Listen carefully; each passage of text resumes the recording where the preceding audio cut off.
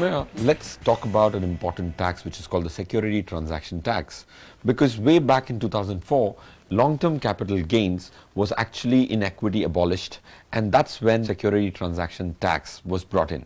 That's right.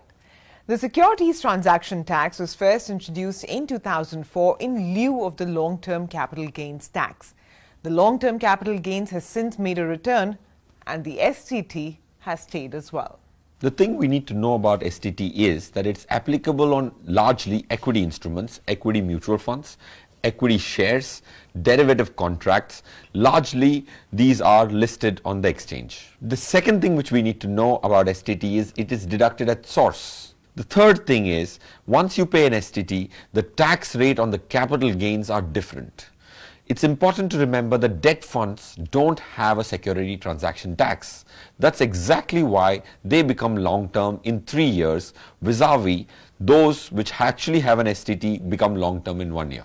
Well, the rate for the Securities Transaction Tax on equity shares which are traded through a stock exchange for both purchaser and seller, the rate is 0.1%.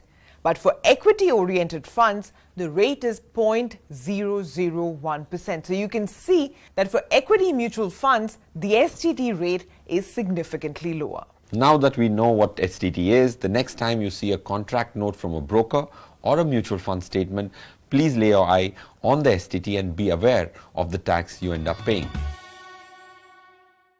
One of the core holdings of a mutual fund portfolio are the large cap funds. Now, the word cap over here refers to the market capitalization or the size of the company.